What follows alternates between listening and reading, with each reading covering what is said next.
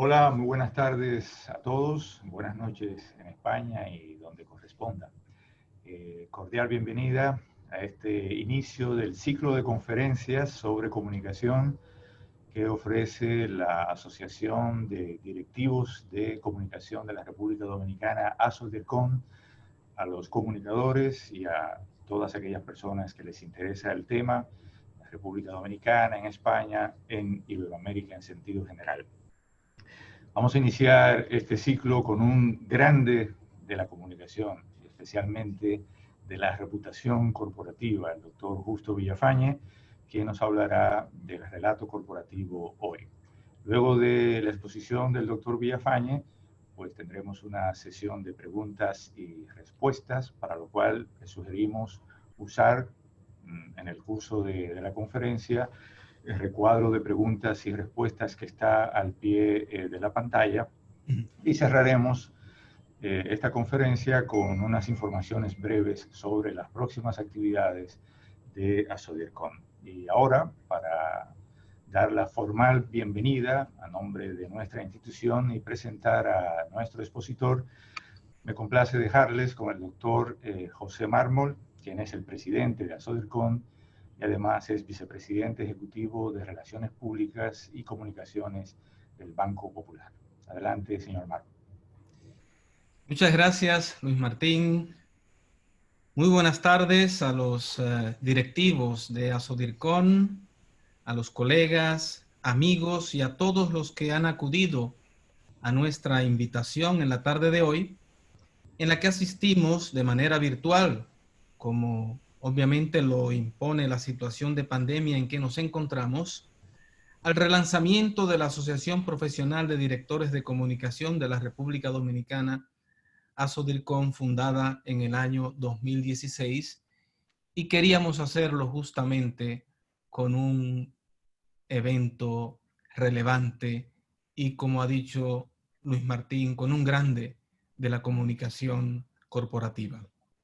Un saludo muy especial a nuestro conferenciante de hoy, el doctor Justo Villafañe Gallego, así como a todo su equipo de colaboradores en Villafañe y Asociados, empresa que preside. Él ha pedido que le digamos Justo y no don Justo ni doctor Villafañe, que preside Justo, ¿no? Así como a todo su equipo de colaboradores en su compañía, ¿no? Gracias. Esa compañía es una de las firmas consultoras de mayor prestigio en el ámbito global en lo que respecta al campo de la creación de valor estratégico por medio de la evaluación y gestión de la reputación, así como de otros atributos intangibles de las empresas, como son, por ejemplo, la responsabilidad corporativa, la imagen y la sostenibilidad. Gracias por el enorme privilegio de concedernos su valioso tiempo y su disposición a compartir sus profundos conocimientos con nuestra distinguida audiencia virtual.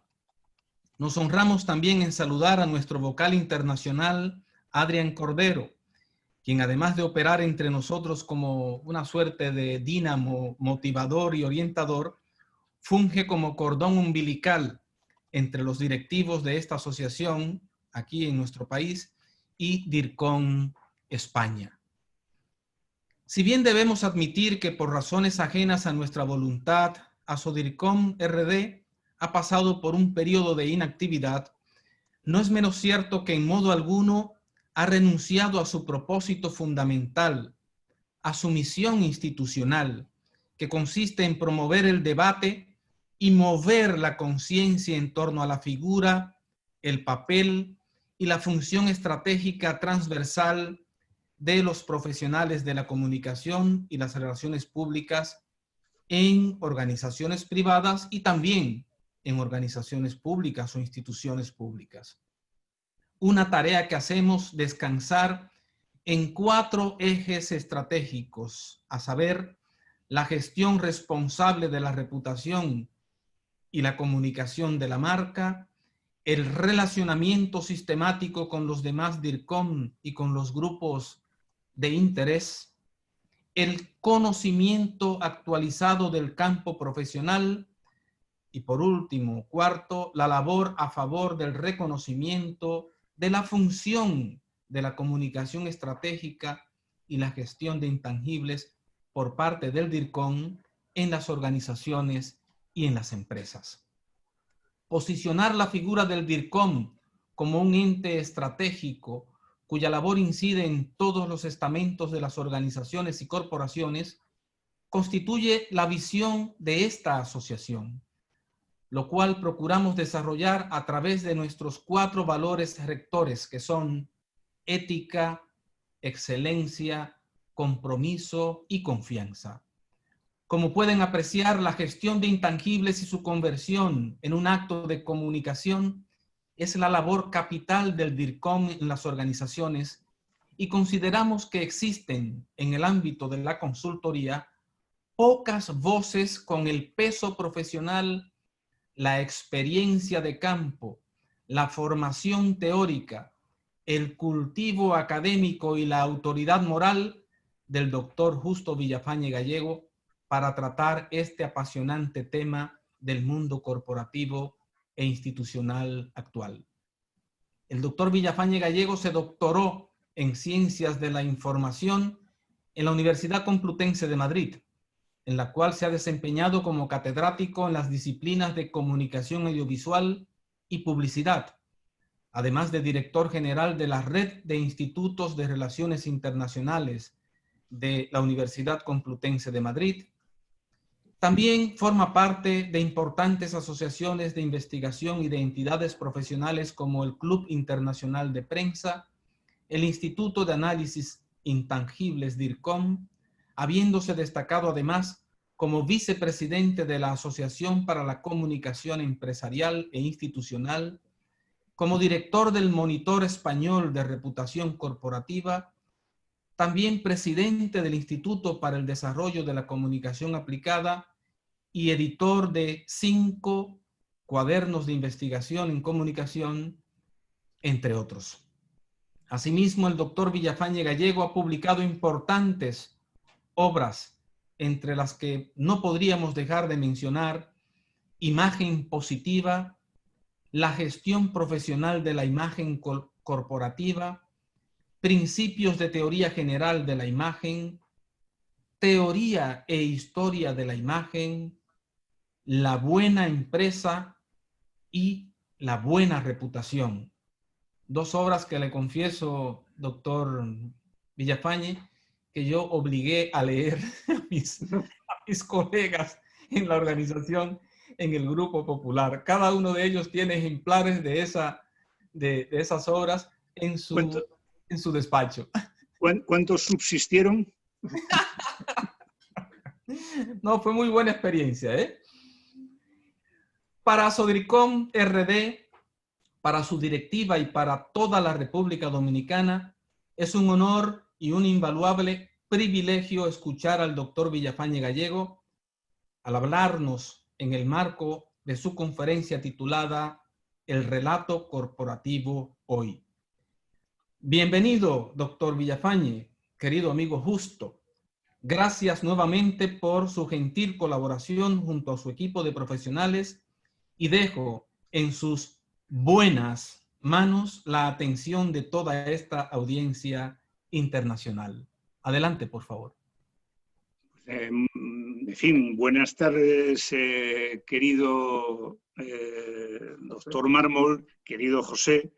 Buenas tardes también, Luis Martín. En fin, nos une, además de una relación profesional, como colegas, ambos una relación personal muy entrañable. Por tanto, yo creo que, en fin, podría entenderse como algo un tanto impostado, los tratamientos, que es lo que les decía al principio, don o doctor, etcétera, etcétera. Bueno, yo me encuentro, me hicieron ustedes, o me hicisteis aquí la solicitud de que pudiéramos realizar esta conferencia en remoto, y efectivamente, con mucho gusto, aquí estoy, ¿no? Espero no defraudarlos, y aprovecho también para saludar a la cantidad de nombres que están apareciendo y que, bueno, omito, en fin, su mención porque sería interminable. Bien, el tema que cuando me dijeron ustedes que preparara esta conferencia, que yo elegí, tenía que ver y tiene que ver mucho con este año que estamos viviendo, por no decir que estamos sufriendo, ¿no? Porque, bueno, estamos a principios del mes de septiembre y a mí me da la sensación que el mes de enero, el mes de febrero, era el siglo pasado, ¿no? Por tanto, yo incluso cuando decidí que iba a hablar sobre el relato corporativo, puse un sufijo diciendo hoy. Cuando digo hoy, quiero decir este año. Y cuando quiero decir este año, quiero decir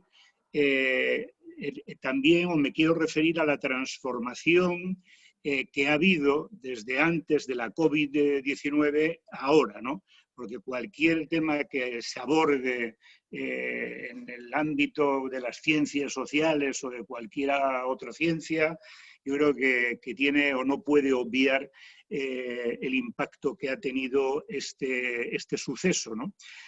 Por tanto, antes de comenzar a hablarles del relato corporativo, que hasta hoy, es decir, hasta el año 2020, podría haber sido un tema más o menos, en fin, entretenido, importante, o como ustedes lo quieran calificar, pero que en este momento, desde mi particular punto de vista, ha sufrido o ahora, digamos, teniendo una importancia trascendental. ¿Por qué?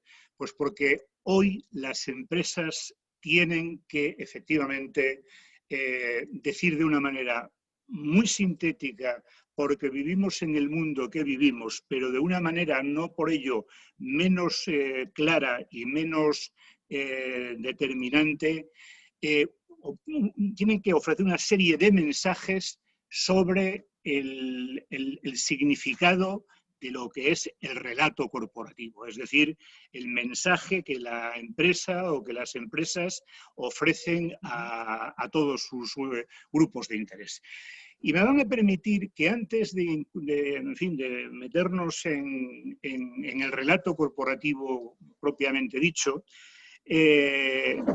haga un par de reflexiones que tienen que ver con una investigación que hicimos en la firma, pues cuando estábamos en pleno inicio de la pandemia, a más de un centenar de CEOs en Hispanoamérica, y que para mí fue una sorpresa importante algunos de esos resultados que ahora me van a servir para introducir precisamente el relato corporativo y esas nuevas exigencias que tiene en este momento dicho relato, ¿no? Lo que venía a concluir esa investigación es que efectivamente en este momento vivimos en dos realidades político-económicas antagónicas que coexisten una y la otra, ¿no? Las he denominado el multilateralismo y los nuevos nacionalismos, como podría haber este último término, utilizado el término unilateralismo. En fin, en este caso, las denominaciones no es lo importante, porque hay dos cosas que coexisten, hay dos cosas que podrían denominarse dos verdades contradictorias, ¿no? Por un lado, me refiero al multilateralismo, que yo creo que está en este momento pasando por un serio aprieto, por un serio y difícil camino, porque, es decir, el principal desafío que todas las empresas, las sociedades de alguna forma abiertas, cosmopolitas, estábamos y seguimos persiguiendo era una globalización mínimamente regulada que estableciera pues efectivamente unos comportamientos mínimos que garantizasen un bien común sostenible. Bueno, eso sigue pendiente. Ese capitalismo inclusivo, creador de riqueza, en fin, que hemos disfrutado, no digo que en todos los continentes, pero que hemos disfrutado en muchos sitios a través de gobiernos de alguna manera, en fin, democráticos, que han tratado de crear ciertos niveles mínimos de estado del bienestar, etcétera. Bueno, pues en este momento ese capitalismo inclusivo, que para mí es absolutamente imprescindible, pues también pasa por una situación de debilidad, ¿no? Como pasa ese modelo de empresa cosmopolita y ciudadana que asume su rol de ser un componente importante en la sociedad y en el planeta, ¿no? No es tampoco ninguna cosa, digamos, novedosa, una decadencia y una crisis de los modelos de democracia representativa o democracia liberal y, por tanto, una ausencia de modelos políticos alternativos, ¿no?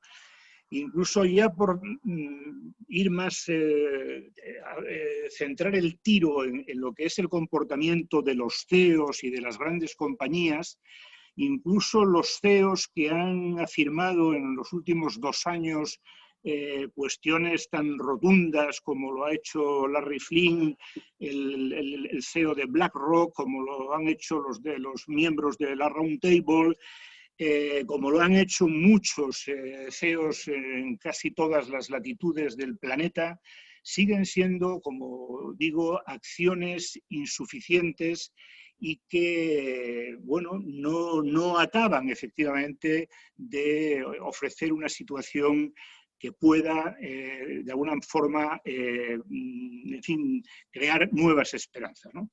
Y la otra parte, la otra verdad contradictoria, pero que está ahí, pues es eso, es un mundo global basado en viejos bloques, pero también en nuevas fronteras, porque una nueva frontera es el American First, otra nueva frontera es el Brexit, otra nueva frontera es la decisión de Erdogan de volver a hacer Santa Sofía un templo, una institución confesional. Hay otro hecho que en el estudio al que hacía yo referencia al principio y que por supuesto está a disposición de ustedes, supongo que estará colgado en nuestra página web, es un nuevo nacionalismo que es el nacionalismo empresa-Estado, que cada vez se hace más patente, cada vez es más agresivo además, ¿no? Tanto las acciones de los estados, esos estados fuertes de democracias débiles que lanzan a sus empresas porque ya no se pueden lanzar misiles, estamos en otra época, y la manera de contrarrestarlas por otros estados, efectivamente, que protegen también a sus propias empresas, ¿no? Estamos instalados en un capitalismo excluyente y financiero. Las grandes compañías, no digo que todas, pero hay muchas grandes compañías que ya han asumido en su cuenta de resultados o lo asumen cada año, pues cualquier riesgo geopolítico, climático, bueno, esto ya lo tenemos provisionado, ¿no? Es como el que, en fin, antes se podía provisionar pues un conflicto laboral o se podía provisionar, no sé, un ajuste de plantilla. No, en este momento ya, es decir, hay compañías que no están cumpliendo deliberadamente los acuerdos internacionales sobre el clima fundamentalmente. Y ya efectivamente tienen descontado eso y tienen asumido eso. Claro, todo esto trae como conclusión pues, el auge del populismo y el auge del miedo, que es una de las principales, iba a decir, la principal frontera, la principal barrera que impide efectivamente no ya la libre circulación, sino incluso la formación de conciencias ciudadanas libres e independientes. La libertad y el miedo son incompatibles, ¿no? Entonces, desde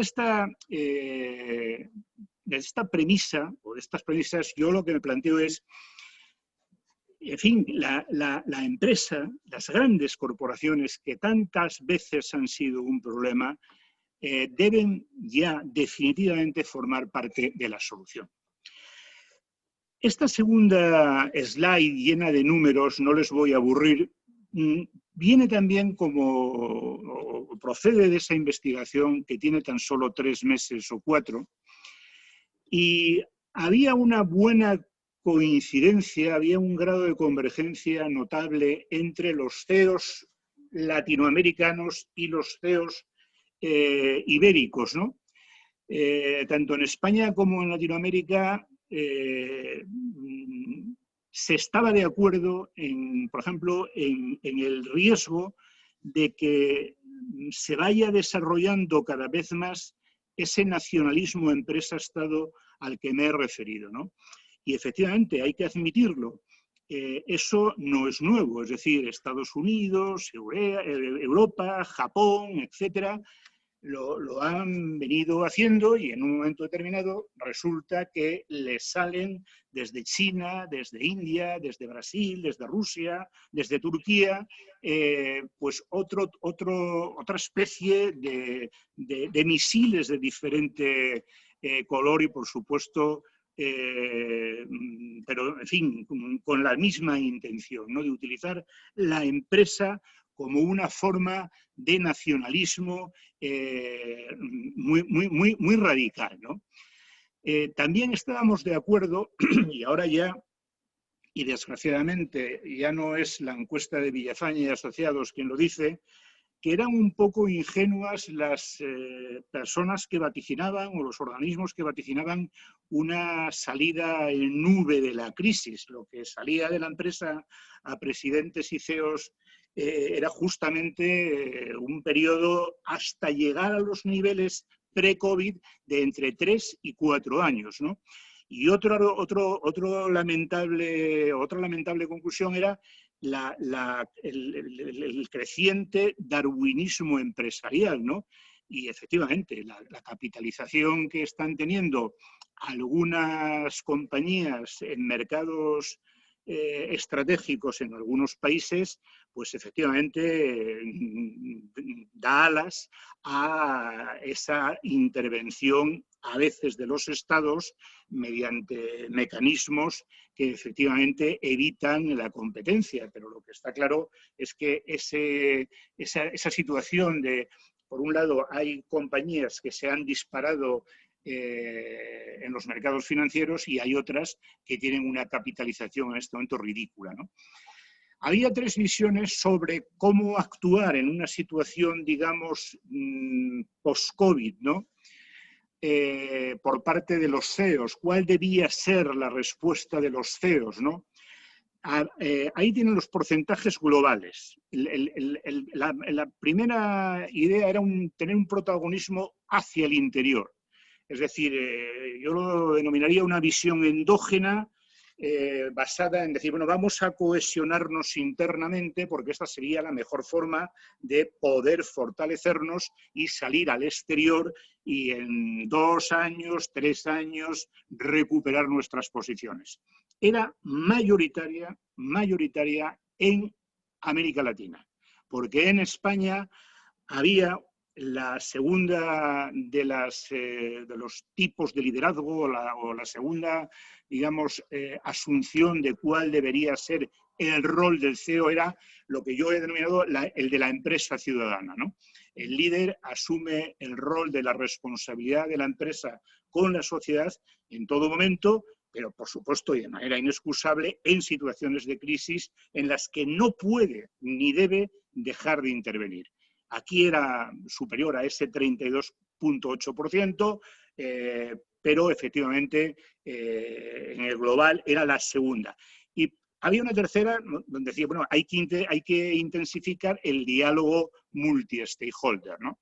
Bien, desde esta situación, como les decía hace un momento, donde, en fin, el multilateralismo está pasando malos momentos. Desde esta situación donde efectivamente los estudios que parecen más solventes nos dicen que hay que estar preparados para una travesía del desierto que no va a ser tan corta como inicialmente se vaticinó. Es desde donde yo me planteé desarrollar el relato corporativo hoy. Porque si esto yo lo hubiera hecho hace un año, pues probablemente me habría dedicado pues, a hablarles a ustedes y a exponerles a ustedes pues, a un conjunto de conocimientos, de praxis profesional que los que nos dedicamos a la consultoría empresarial conocemos desde hace tiempo, ¿no? Pero efectivamente, en este momento lo que significa el relato corporativo hoy es el relato corporativo de una empresa sostenible es hoy no una opción, es un imperativo ético, me atrevería a decir. No cambia nada en cómo se hace el relato corporativo y ahora ya entro directamente en ello. Lo que sí cambia es el nivel de compromiso que cada empresa esté dispuesta a asumir con sus stakeholders y con el planeta. Y ahí es donde esa última palabra hoy, o ese relato corporativo para una empresa sostenible, marca la diferencia con lo que habría sido esta conferencia hace tan solo un año. Bueno, los componentes del relato los conocen ustedes y es más, los tenemos desplegados aquí. Yo creo que cada día tienen más importancia en todo orden, cualquier orden de la vida, los relatos, ¿no? Los relatos, fundamentalmente un buen relato es como un ansiolítico.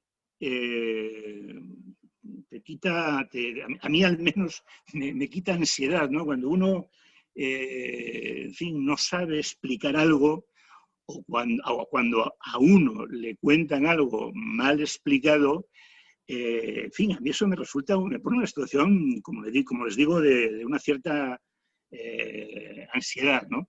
Por tanto, los relatos, en primer lugar, tienen que ser reales, o sea, no pueden ser, digamos, impostados, y en segundo lugar tienen que ser nítidos. Tienen que ser, efectivamente, algo que entiendan hasta los niños, ¿no? Y como les digo, hay un relato corporativo riguroso, aporta mucho sentido, mucha significación al interior y al exterior de las organizaciones. Y hoy es más importante que nunca, como les decía, porque las empresas tienen que decir a sus grupos de interés cuáles son sus compromisos y hasta dónde llegan. Sus compromisos con ellos y sus compromisos con el planeta. Y lo del planeta ya va a ser algo permanente, porque la próxima crisis, en fin, yo no tengo una bola de cristal, pero seguro que no sé si tendrá consecuencias más severas o menos severas que la que vivimos ahora, pero seguro tendrá que ver con el clima, ¿no? Bien, el primer elemento del relato corporativo es la identidad corporativa, un término que yo me he cansado de escribir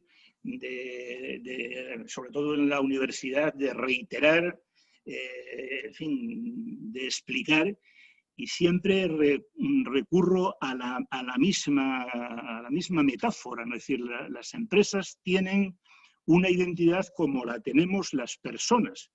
Y al fin y al cabo las personas podemos cambiarnos muchas cosas, pero al final tenemos un ADN que nos hace únicos, que nos identifica y que nos diferencia. Y la identidad corporativa es eso, el ser de la empresa. Y sobre todo tiene mucho que ver también con su historia. Es cierto que desde hace unos años ha aparecido dentro de lo que hoy ya consideramos el relato corporativo un nuevo componente, el propósito. Esto no tiene más de 6 u 8 años. Reto a cualquiera que me esté oyendo y desde luego se lo agradecería enormemente si me envía alguna referencia bibliográfica donde algún autor cite el propósito antes de ese tiempo al que yo me estoy refiriendo, como parte, repito, del relato empresarial, ¿no? Y efectivamente, quizá era necesario buscar un término que se ponga por delante de todo el engranaje estratégico que comienza con la visión, ¿no? Y el propósito va por delante de la estrategia, porque el propósito es el sentido de la actividad de una empresa a largo plazo. A largo plazo. Y para mí eso es lo fundamental. Una empresa está en el mundo para hacer algo, y ese algo tendrá sus vicisitudes, tendrá sus ciclos, habrá diversos planes estratégicos, cambiará de visión, aunque la visión no suele cambiar con frecuencia, no digo ya, en fin, de planes o de políticas corporativas, no, el propósito es algo que trasciende un poco el presente, no, que trasciende un poco, no, que trasciende radicalmente el presente y se proyecta sobre el medio y sobre todo sobre el largo plazo de la organización. La visión es una meta aspiracional de la empresa que le corresponde definir y formular. Bueno, lo formulamos muchas veces los consultores, pero que le compete a la alta dirección de una compañía y no al conjunto de la compañía. A mí siempre me han dicho, o muchas veces me han dicho, que si eso no sería mejor consensuarlo, ¿no? Hay un autor que yo he admirado mucho, Karl Albrecht, que aunque el libro de donde saqué este término se titula La misión de la empresa, y yo me estoy refiriendo a la visión con V, decía o dice Karl Albrecht en esa obra, dice: toda empresa tiene que saber hacia dónde se dirige su tren del norte. Efectivamente, el maquinista es el que sabe hacia dónde conduce el tren o la nave o lo que sea. Y eso, efectivamente, es misión indelegable de la alta dirección. Lo que sí ya tiene que ser una meta común es la misión. Y la misión es simple y llanamente cómo o qué hay que hacer para alcanzar esa meta aspiracional contenida en la visión. Ahí hay que buscar un consenso total, todos deben remar en el mismo sentido y efectivamente la misión ya da paso a los planes concretos, a los planes empresariales concretos, donde efectivamente los valores de la cultura, o por decirlo de otra forma, las formas de pensar de una empresa, las formas de hacer, el desempeño, la realidad empresarial, es decir, la estrategia empresarial y la marca corporativa, que es la gran promesa de la empresa, con una serie de compromisos fehacientes, tienen que estar alineados. Las formas de pensar tienen que inducir las formas de hacer y todo ello tiene que ser o estar alineado y ser absolutamente coherente con lo que la empresa dice y con lo que la empresa promete a través de su marca. Bueno, cuando esto está alineado, el resultado es el reconocimiento tanto de la realidad como de esa forma de decir y de cumplir en el desempeño, y eso se llama reputación. Y la reputación corporativa es el último estadio de ese relato corporativo. Bien, muy rápidamente veo los componentes del relato. La identidad para mí, como les digo, es clave. Y yo siempre he dicho y he escrito, que había que entender la identidad de una empresa, el ser de la organización, como de una manera dinámica. No puede ser una foto fija, porque imagínense ustedes que nos hacen una descripción de nuestra empresa al día de hoy, ¿no? Menudo papelón. No, la identidad tiene un componente que es la historia, tiene otro componente que es, como decía antes, las formas de pensar, su cultura, y tiene otro componente que es toda la estrategia, ¿no? Desde mi punto de vista, pero bueno, esto ya es una cuestión, digamos, muy, muy personal, hay 11 atributos de identidad. Los 5 primeros son atributos que yo denomino permanentes, aunque no son del todo permanentes, sino que cambian difícilmente. Por ejemplo, nosotros somos una empresa de consultoría. ¿Vamos a seguir siendo toda la vida una empresa de consultoría? Hombre, yo creo que sí, pero vaya usted a saber, ¿no? Eso es lo que se llama la identidad sectorial o la identidad diacrónica, que es la historia de la organización. En fin, hay, repito, una serie de atributos más o menos permanentes. Luego tenemos otros atributos que tienen que ver con la estrategia empresarial, el propósito, la misión y los diferentes proyectos. Y finalmente tenemos el tercer componente dinámico de la identidad, que es la cultura. Y ahí yo distinguiría, en fin, 2 tipos de valores empresariales: los valores que tienen una naturaleza ética y los valores que tienen una naturaleza profesional. No son ni mejores ni peores, simplemente hay compañías que deciden incorporar a sus valores profesionales algún tipo de valor ético o de naturaleza moral. Bien, este es el concepto matriz del que nace el relato corporativo, o como dicen los anglosajones, el storytelling. Y efectivamente llegamos al propósito, que es lo que les decía antes, que es una nueva noción.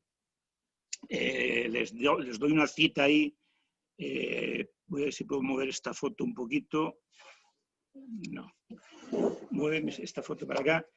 Que es la definición que en un diccionario que pronto tendrán ustedes en sus manos, porque el día 15 de octubre, es decir, dentro de un mes y pocos días, se presenta aquí en Madrid, pero como tenemos la sana intención de que se divulgue lo más posible, lo vamos a editar a través de Amazon y por unos pocos dólares se podrá obtener en cualquier lugar del mundo. Una primicia, ¿no? ¿Qué estás diciendo? Sí, no, lo digo adrede, claro. Y se titula Diccionarios sobre la reputación y los intangibles empresariales. Por eso que les decía antes que a mí los relatos que no están claros o que son contradictorios o que no recogen las vicisitudes me crean una cierta ansiedad, ¿no? Entonces, yo he asumido efectivamente la noción de propósito y me siento muy cómoda con ella, ¿no? Bueno, en el diccionario, por supuesto, no solamente las voces las he definido yo, aunque haya definido la mayor parte de ellas, sino que lo han hecho un montón de directores, directivos, consultores y consultoras de la firma. Antes estaba por ahí Elena Crespo, nuestra directora en República Dominicana, que también ha redactado 2 o 3 voces. Y lo que es más importante, una veintena de importantísimos académicos hispanoamericanos y una veintena de importantísimos empresarios, CEOs y presidentes también hispanoamericanos. Pero bueno, a lo que voy. Yo he definido el propósito como la idea que da sentido y significación a una organización en el medio y largo plazo, como les decía antes, ¿no? Y se extiende a todas las actividades y relaciones de esa empresa con sus grupos de interés y con el planeta. Por tanto, es todavía una especie de invitación o de inducción al compromiso, pero tiene que ser efectivamente completado con esos compromisos a los que llegaremos muy pronto. En cualquier caso, el propósito, insisto, es la razón por la cual efectivamente nuestra empresa está en este mundo y lo que le da, sobre todo, sentido, significación a lo que hacemos. Ese sería para mí la noción o el concepto de propósito. La visión, les decía antes, es una meta aspiracional, es la meta aspiracional que ya forma parte de la estrategia. Aquí comienza la estrategia. Y la estrategia comienza marcando una meta donde llegar, que es aspiracional, como les digo, y que, bueno, a veces no se alcanza, pero cuando uno se queda muy cerca, pues es muy, muy loable, ¿no? Miren, les cuento una anécdota muy rápida de mi vida profesional. Hace muchos años, yo creo que más de 20, una compañía muy conocida española, Telefónica, empezaba un nuevo proceso de desregulación, dejaba de ser un monopolio, España empezaba a tener competencia en el sector de las telecomunicaciones y el presidente de la compañía, bueno, no el presidente, su director de comunicación, convocó a 3 firmas de consultoría para que definiéramos la visión de la nueva Telefónica, ¿no? Y una de las firmas era la nuestra. Nos dieron un mes para preparar la propuesta y además nos dijeron que a la exposición asistiría el propio presidente, el señor Villalonga, a la sazón en aquel momento, ¿no? Debíamos estar en el año 90 y final del 96, principio del 97. Bueno, nosotros hicimos, igual que nuestras otras 2 firmas competidoras, nuestras exposiciones, en total 1 hora y pico, y este hombre muy amablemente nos dio las gracias y nos dijo, bueno, esto está muy bien, pero no es exactamente lo que necesita transmitir la visión de Telefónica, porque nosotros lo que aspiramos es a ser la 4ª empresa de telecomunicaciones en el mundo en el plazo de 4 años. Y eso lo tienen que saber desde nuestros empleados, a nuestros clientes, a los reguladores, a todo el mundo. Bueno, pues efectivamente, esa era la visión aspiracional de Telefónica en aquel momento. Pasados los 4 años, no fueron la 4ª teleoperadora, quedaron los 5º. Evidentemente fue un periodo exitosísimo para la compañía. Por tanto, esto es lo que les digo. Es decir, las aspiraciones, lo mismo que las fantasías, es lo que mueve todo en la vida. Y por tanto, una buena visión, cuidado, no puede ser quimérica, es fundamental a la hora de elaborar una estrategia. Cuando se creó Villafañe y Asociados, es decir, cuando la creé, para que vamos a andar aquí con falsas modestias, yo creé la visión, la misión y los valores de la firma. Y la visión era llegar a ser la empresa de consultoría o la consultora de negocio más respetada intelectualmente o más reconocida intelectualmente en España y en América Latina. Hace ya casi 25 años de eso. No se me ocurrió decir, no sé, en tamaño la cuarta o la tercera o la primera, ni mucho menos en facturación o en número de clientes, porque nunca tuve esa visión ni nunca tuve esa aspiración. Por tanto, una estrategia tiene que estar precedida de esa visión aspiracional a la que me estoy refiriendo. Y la misión es, efectivamente, ¿cómo llegamos a ser la cuarta teleco del planeta o cómo llegamos a ser la consultora más reconocida intelectualmente en España y en América Latina? El cómo se hace eso, pues evidentemente hay que poner mimbres. Y bueno, pues ahí lo que les señalo es que una buena formulación de la misión pues tiene que recoger la necesidad del cliente, que no es otra cosa que la razón o la necesidad que le lleva a hacer negocios con nosotros. Tiene que recoger el valor de nuestro producto, de nuestro servicio, es decir, en qué consiste la oferta de valor que le va a resolver la vida al cliente o que le va a mejorar la vida al cliente. Y luego algo fundamental, muy marketingiano, yo no soy nada marketingiano, que es una premisa diferencial. Es decir, ¿qué ofrecemos nosotros que no ofrezcan otras consultoras? Nosotros lo que tratamos de ofrecer es algo que normalmente no ofrecen otras consultoras, por utilizar el ejemplo que estoy empleando. La marca.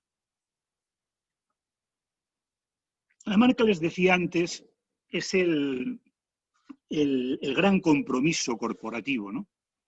Es decir, siempre se ha dicho que hay que hacer lo que se dice y no decir cosas que luego no se van a hacer, ¿no? Bueno, pues eso es lo que está encerrado en la marca. La marca tiene que haber unos compromisos, lo que llamo compromisos fehacientes, que tienen que cumplir esos tres requisitos: ser explícitos, ser verificables y ser consecuentes. Es decir, si no se cumplen, que haya algún tipo de consecuencia. Les he puesto un hecho real de un banco para el que esta casa, que todavía tengo el honor de presidir, trabajó hace 20 años, si no más, ¿no? Que es el compromiso Bancaja. 17 compromisos que un banco llamado Bancaja, hace mucho tiempo, decidió otorgar unilateralmente a sus clientes. Bueno, esto tuvo sus campañas de publicidad, efectivamente, pero por supuesto nosotros no somos una agencia ni de publicidad ni de comunicación, nosotros somos una empresa de consultoría de negocio y lo que hicimos fue una estrategia de marca basado en esa nueva forma de entender la marca como una promesa que tiene contenido, que tiene sentido, que tiene dentro algo y que cuando efectivamente se abre la marca, pues aparecen estos 17 compromisos, ¿no? Y todos ellos fueron cumplidos. Por supuesto, el banco emitía anualmente un informe de cumplimiento, etcétera, etcétera, y esto marcó en el mundo financiero y sobre todo en lo que fueron las marcas bancarias en España un antes y un después. Y eso quien haya vivido y tenga una cierta edad, en fin, creo que lo puede admitir. Por tanto, la marca es fundamental siempre y cuando lleve algo dentro esos compromisos y esos compromisos se cumplan. Si no, son marcas no reputadas y entre las marcas no reputadas, pues en fin, hay mucho tipo de déficits de marca, ¿no? Desde las marcas, en fin, mentirosas, a las marcas planas, a las marcas cosméticas, etc. Bien, como les decía antes, y voy resumiendo para terminar, la identidad la marca, cuando están alineadas, y desen cuenta ustedes que donde está la marca tiene que encerrar unas formas de pensar, que son la cultura, y unas formas de hacer, que son el desempeño, ¿no? ¿Por qué? Pues porque la empresa, es decir, eso es lo que promete. Bueno, cuando todo esto está alineado, el resultado es la reputación corporativa, ¿no? Cuando se consigue alinear el pensar, el decir y el hacer. Por tanto, esta es una de las pruebas del algodón, una de las pruebas con las que hay que verificar la calidad de un relato corporativo. Si no hay un alineamiento total entre las formas de pensar, las formas de hacer y la promesa o lo que dice nuestra marca que va a recibir sus grupos de interés y fundamentalmente el cliente o los clientes, algo no está funcionando bien. Estoy hablando mucho de valores. Antes les hablaba de valores profesionales, de valores éticos. Los valores profesionales son los más comunes. Yo creo que se podría hablar de una especie de materialidad axiológica, porque en cada sector, digamos que hay unos valores profesionales exigibles, mucho más que en otros sectores. Si les pongo un ejemplo, ahí en el sector financiero la transparencia no tiene la misma importancia o la misma pertinencia que en el sector agrícola, ¿no? Estaremos todos de acuerdo en ello. Bueno, pues efectivamente, o sea, no se trata de decir aspiramos a la excelencia, la calidad es lo primero, el cliente, no, o sea, no sé, yo creo que como me dedico al negocio que me dedico, en la consultoría hay que prometer cosas muy concretas, ¿no? Es decir, en fin, y en ese sentido es a lo que me refiero cuando digo, vamos a preparar unos valores profesionales, que no se trata de guardar ahí como si fuera un cesto de frutas una serie de valores que queden muy bien, ¿no? Sino que hay que buscar eso, una cierta materialidad axiológica acorde con el sector en el que te estás moviendo. Y luego, evidentemente, los valores éticos, pues bueno, eso creo que también va un poco en función del compromiso que la propia empresa y de la autoexigencia que la propia empresa tenga, ¿no? O sea, porque tienen todos una naturaleza moral, ¿no? En fin, entonces ahí ya creo que hay que interpelarse, en este caso, la propia... Si una consultora está trabajando para una compañía, la consultora tiene que interpelar a la alta dirección de la compañía y decir, bueno, ustedes serán los que decidan qué nivel de cumplimiento o qué nivel de autoexigencia ética y moral con los que se quieren comprometer, ¿no? Ahí poco se puede hacer, desde luego, excepto la proposición de valores éticos. Yo creo que siempre es conveniente, en fin, plantear cualquier estrategia, y no nos olvidemos que desde que empecé a hablarles de la visión estamos en el terreno puramente estratégico. Siempre hay que plantear cualquier estrategia empresarial desde un principio ético insoslayable, ¿no? Hablando de estrategia, bueno, la estrategia efectivamente son las políticas corporativas. O sea, no se nos tiene que llenar la boca al hablar de la estrategia empresarial. Las estrategias además cambian. O los planes estratégicos cambian. Hay algunos sectores que yo a mis alumnos les digo, los sectores que son muy nerviosos, ¿no? Los sectores que, en fin, telecomunicaciones, etcétera, son hipercompetitivos y los planes, a lo mejor las estrategias tienen 2 años, 3 años. Hay otros sectores, el de las utilities, no sé, pues, en fin, las energías, aunque bueno, en este momento ya no se sabe muy bien si ese es un sector tranquilo o nervioso, el de las energías, ¿no? Pero que son eso, más estables, ¿no? Y ahí los planes estratégicos suelen ser más longevos, a veces tienen 6, 8 o más años, ¿no? En cualquier caso, yo, desde el relato corporativo hoy, desde ese relato corporativo no atemporal, sino aterrizado o expuesto el 2 de septiembre del año 2020, ese año que nunca olvidaremos, creo que lo que hay es que hacer estrategias que tengan muy en cuenta lo que yo personalmente denomino, y también tendrán ustedes cumplida referencia teórica en el diccionario de la reputación y los intangibles empresariales, las brechas de reputación. Porque una empresa, desde el punto de vista reputacional, íntegra, no puede caer en ninguna de esas 15 brechas que yo, por supuesto, tengo indicadores para su evaluación y que se corresponden con esos 8 valores, que son los valores de una empresa íntegra, ¿no? Por tanto, esto sería el estándar reputacional de la empresa íntegra o de integridad empresarial, ¿no? Y la transparencia fiscal, la imposición fiscal efectiva, la brecha salarial, la calidad del empleo, en fin, no les voy a citar los 15. Ahí, desde luego, hay que evitar, porque todo esto es verificable empíricamente y desde luego los benchmarks son fáciles de hacer. Las brechas salariales se pueden comparar y de hecho cada vez hay más información, afortunadamente, en fuentes secundarias.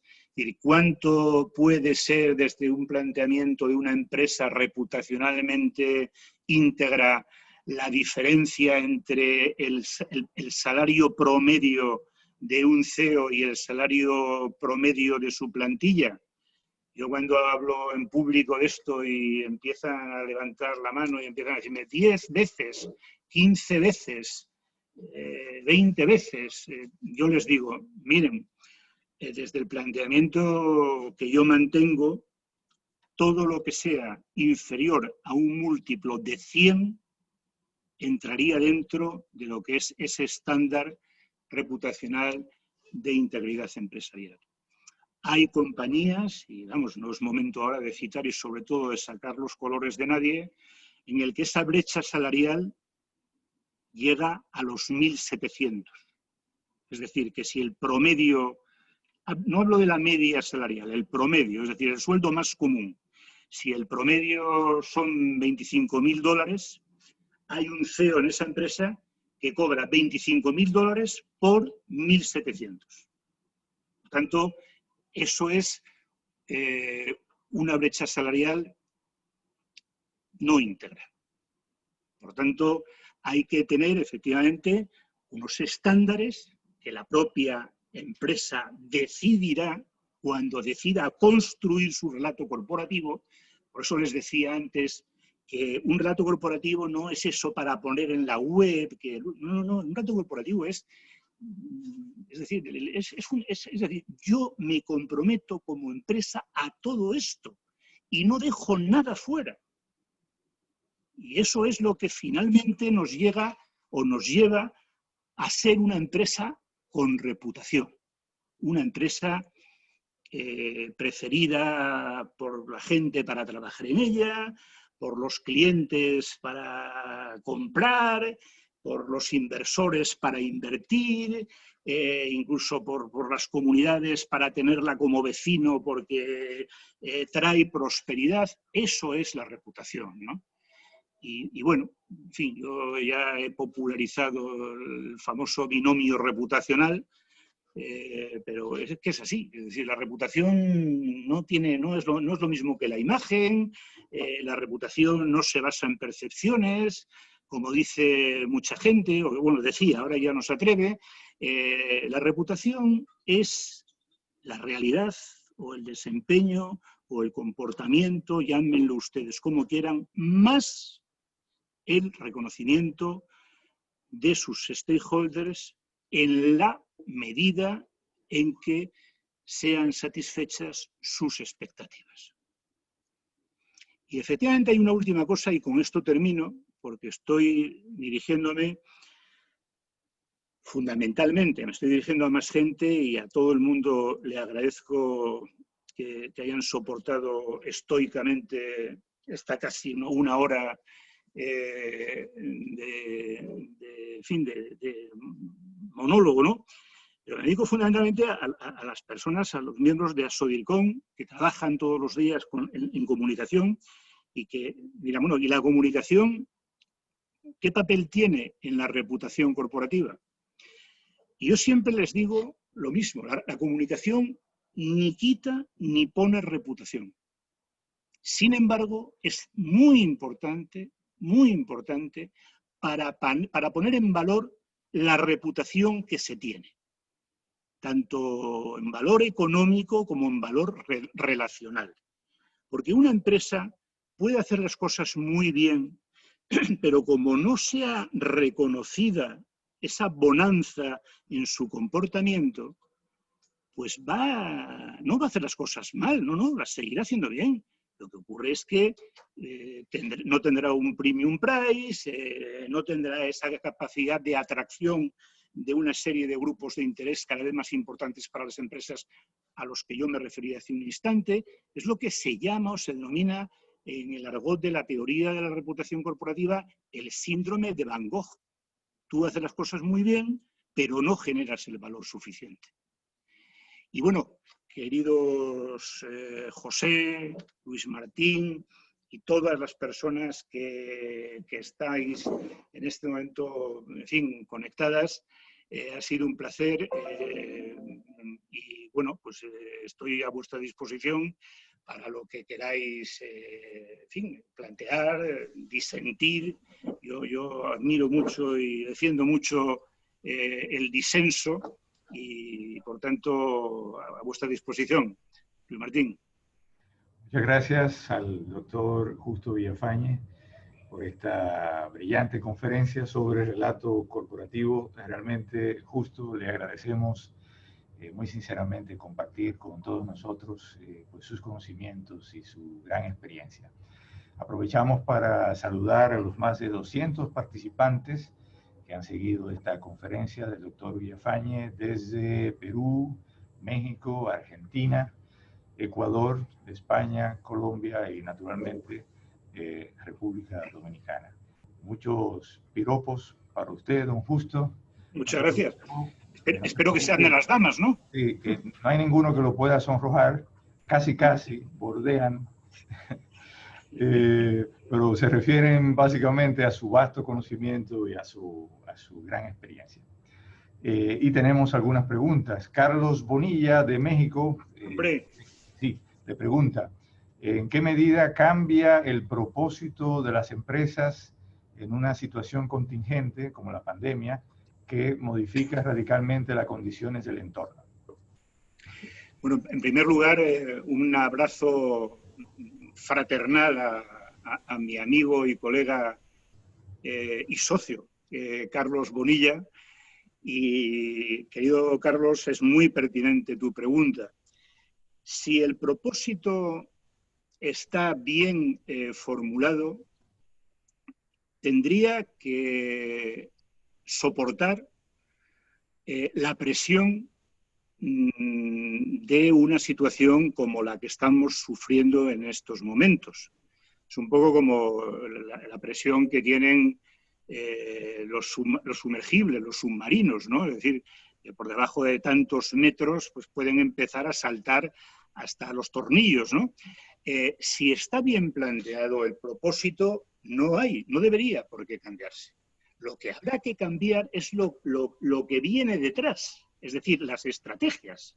Lo que tendrá que cambiar probablemente sean las políticas, pues no sé, habrá que tener ERTES, no sé cómo lo llaman en México, en República Dominicana, aquí lo llamamos una interrupción temporal del empleo, o tendrá que cambiar a lo mejor el portafolio de productos en un momento determinado, o tendrá que haber, digamos, integraciones corporativas. Todo eso es lo que puede y debe cambiarse en una situación de alta tensión o de alta presión como la que estamos viviendo ahora. Pero el propósito, en principio, si está bien formulado, tendría que aguantar efectivamente una situación como esta. Bien, Jesús Martín, español, pero secuestrado aquí en República Dominicana hace 20 años, así que casi dominicano ya, te pregunta si la identidad corporativa es una materia que pertenece en su concepción en exclusiva a los departamentos de comunicación y marketing, o si desde un primer momento ha de trabajarse desde otros estamentos de la misma corporación buscando que se involucren. Vamos a ver, yo entiendo que los departamentos de...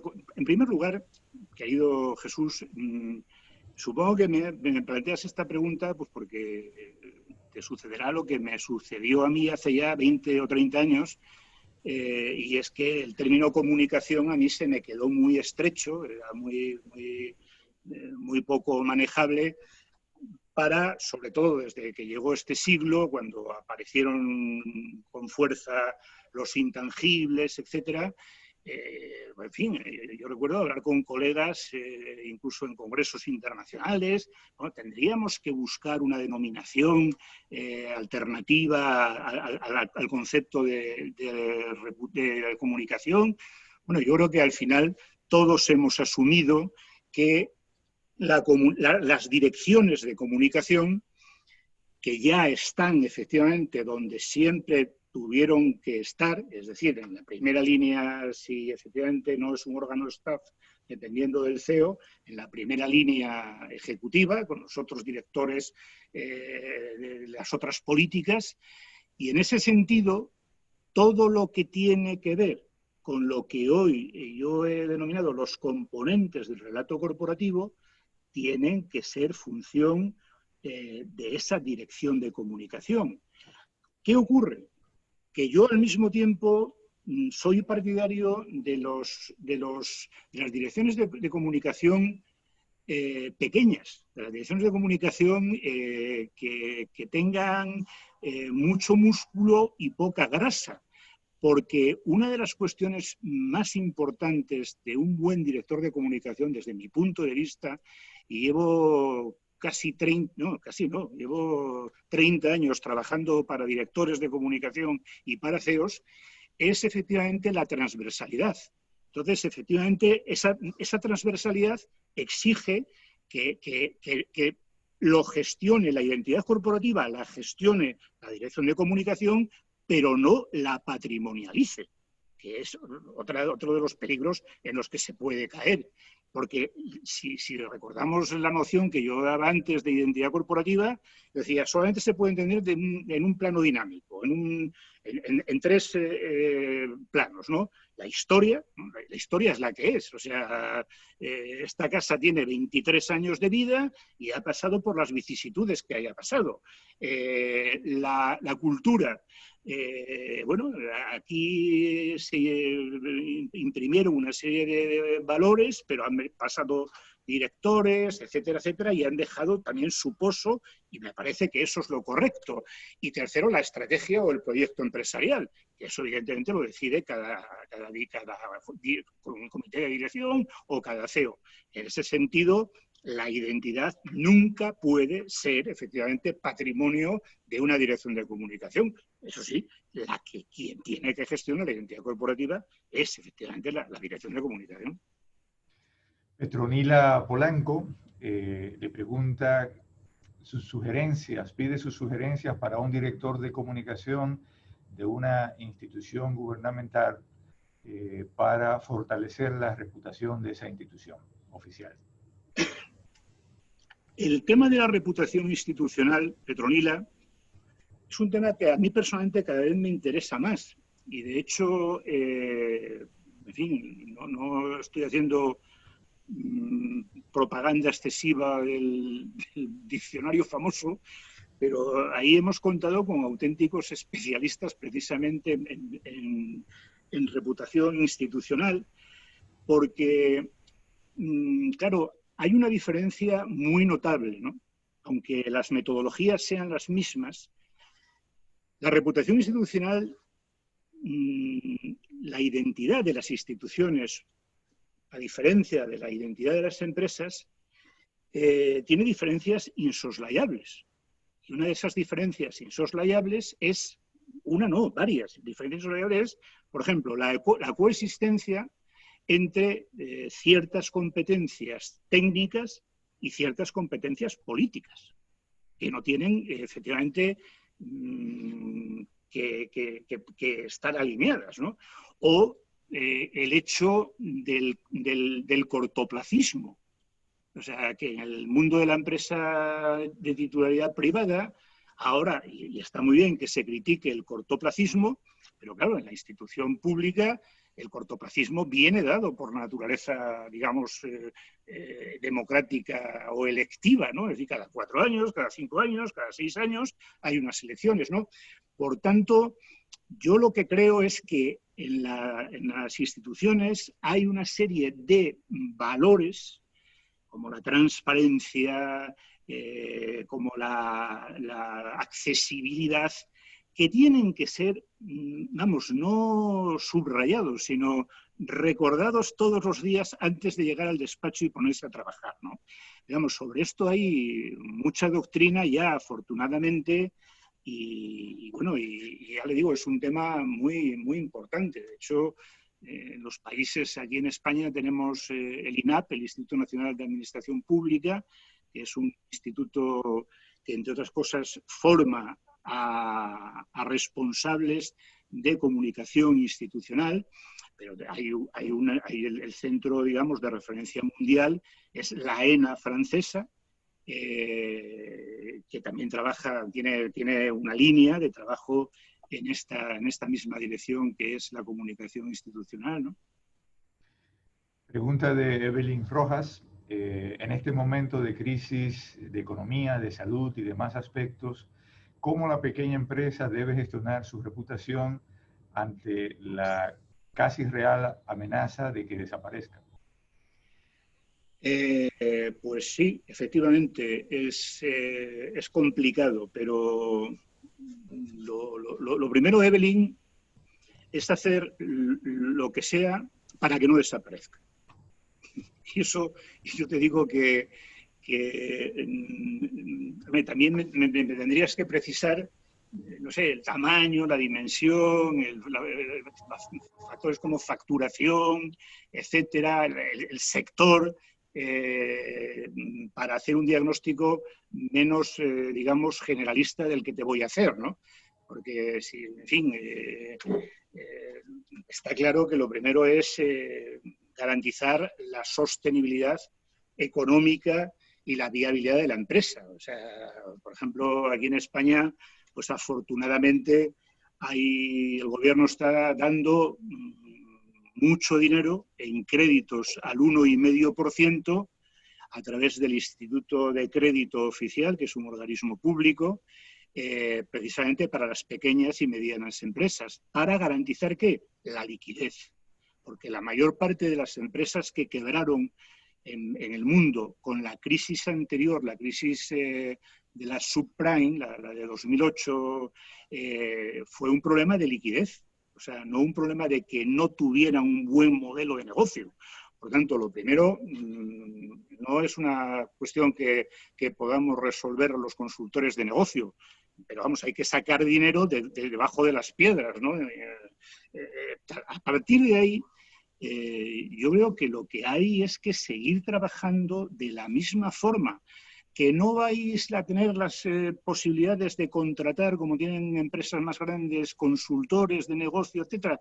De verdad, te enviamos esta simple presentación y aunque sea una empresa pequeña, trata de completar y de meter sentido, de meter contenido a cada uno de estos componentes del relato, incluido el propósito. O sea, eso no es solo algo para las grandes corporaciones, y sobre todo en tu marca o en lo que tú le das al cliente. Eso que realmente acaba al final diferenciando a una empresa pequeña de empresas grandes. Mira, en fin, nosotros hemos ganado concursos en algunos países, concursos internacionales, y somos una consultora pequeña a grandes compañías internacionales. No voy a meterme más de historias, porque una de las cosas sagradas de los consultores es la discreción. Por tanto, consigue que la empresa siga abriendo todas las mañanas y haz realidad estos componentes del relato, de verdad. No hay que hacer ninguna cosa extraordinaria. Bueno, si eres creyente, puedes rezar, pero eso ya va cuestión de cada uno. Hay varias preguntas más. Don Justo, usted me dirá hasta dónde podemos yo estoy extendernos. a su disposición. Gracias. Aquí todavía son las 9:15 de la noche, las 21:15. Es temprano todavía. Leticia Narváez, gracias doctor. Leticia Narváez pregunta, ¿cuál es el papel del DIRCOM en el desarrollo de nuevas políticas y el relato corporativo enfocado en una auténtica preocupación de la empresa por el bienestar físico y emocional de los colaboradores ahora en el contexto de la pandemia?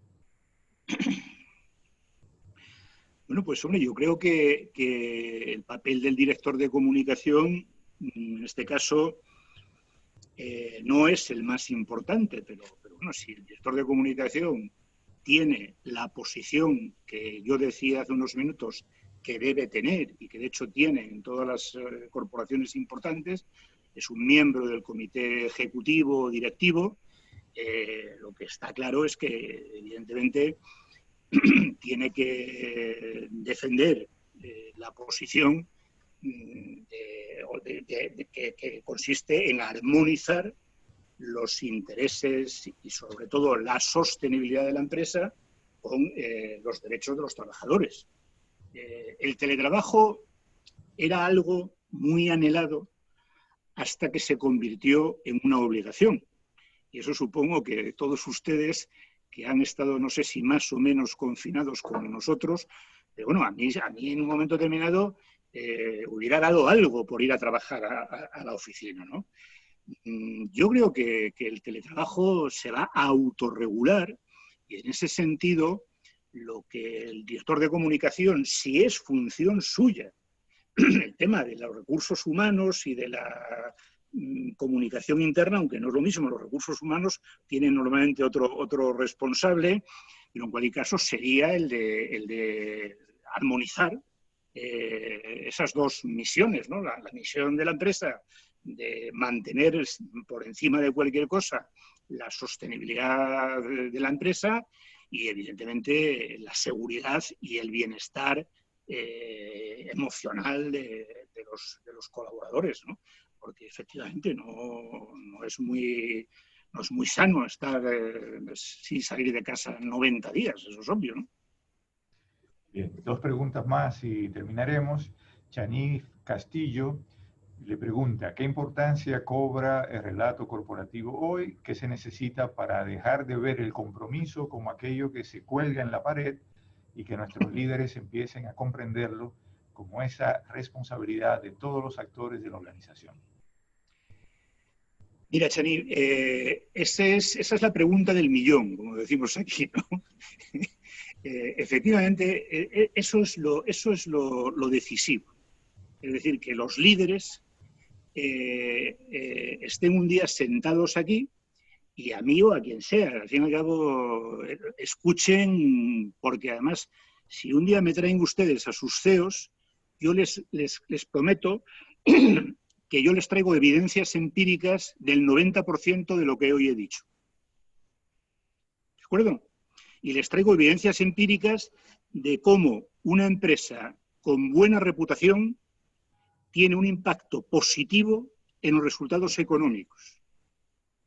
Porque todo eso las evidencias empíricas existen, no son opiniones.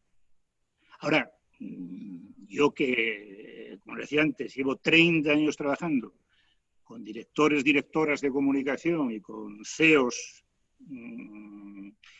pues unos tienen más fe y unos tienen más, incluso yo diría, no sé, que instinto, ¿no? O sea, y en este momento, no sé si se han fijado en una de las cosas que venía en las primeras dos transparencias, en la primera creo que era, sí, en la primera, cuando yo les dije como ejemplo, pues el tema de Larry Fink con las famosas cartas estas que envía riñendo a los CEOs de todas las empresas donde tienen miles de millones de dólares, pero luego no hace nada, o sea, luego tampoco crea que desinvierte si una empresa sale del FTSE for Good o del Dow Jones de sostenibilidad. No, en fin.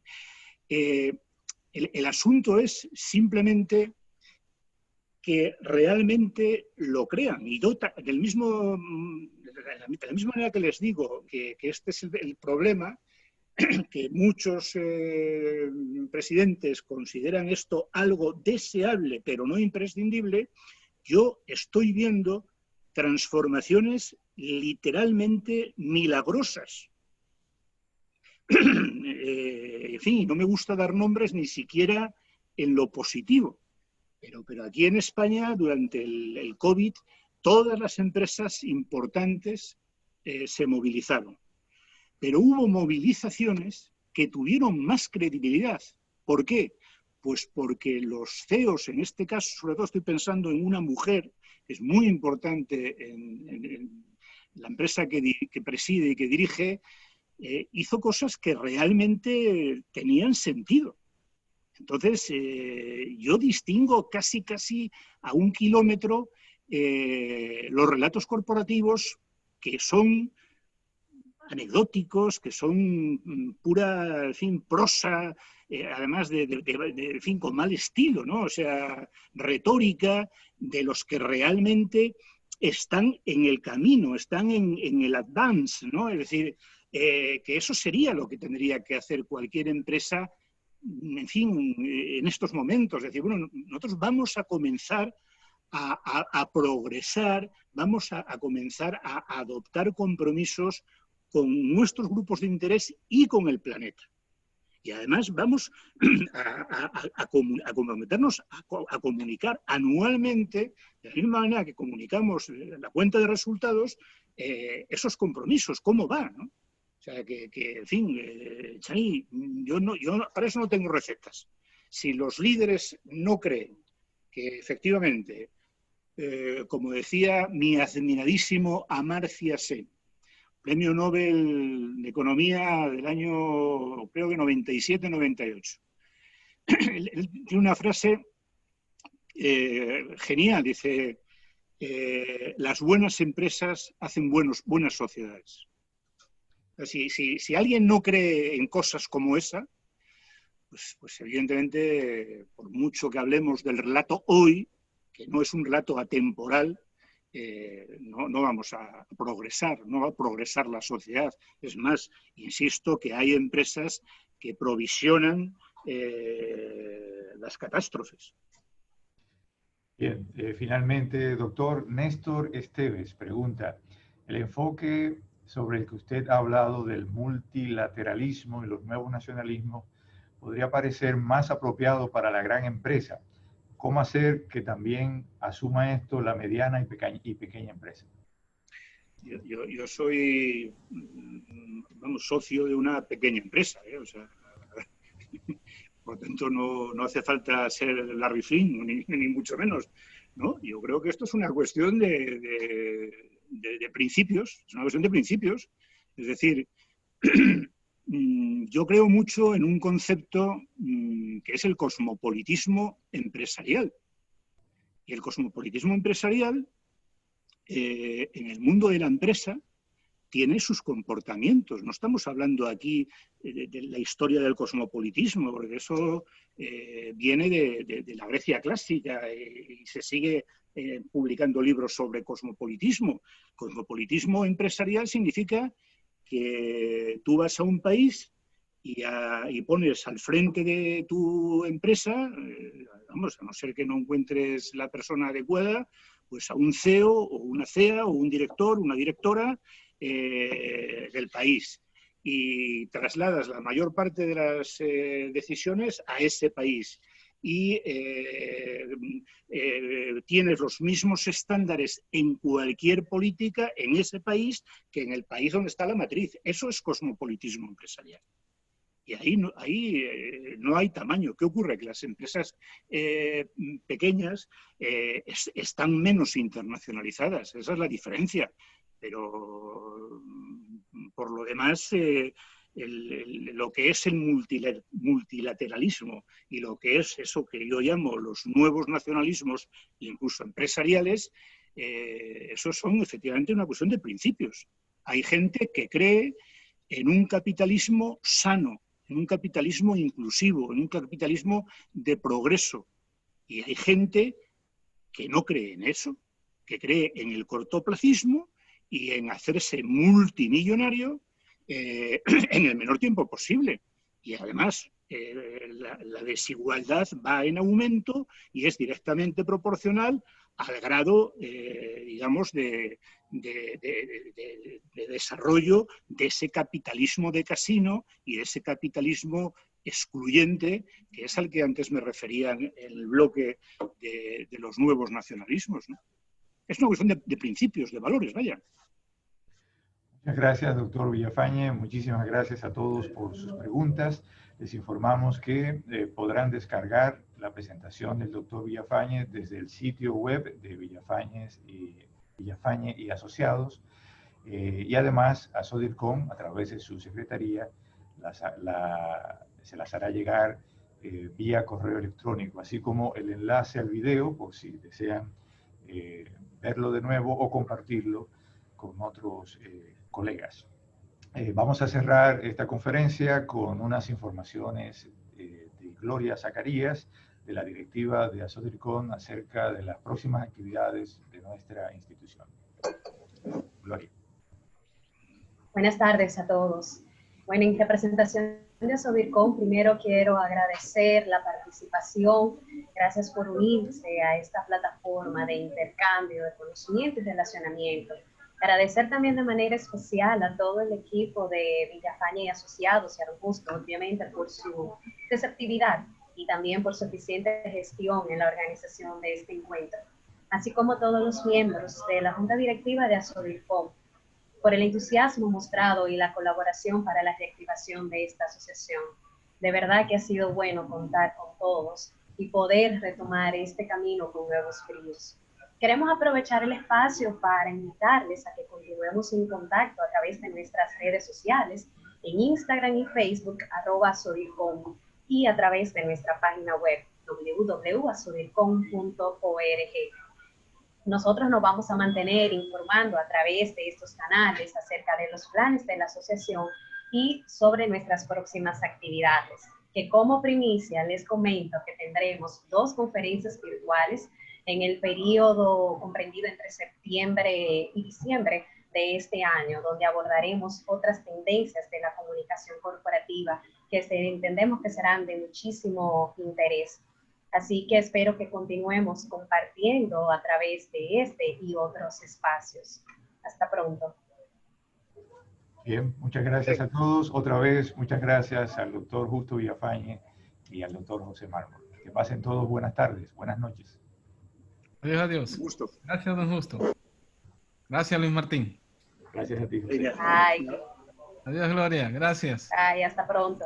Un abrazo a todos.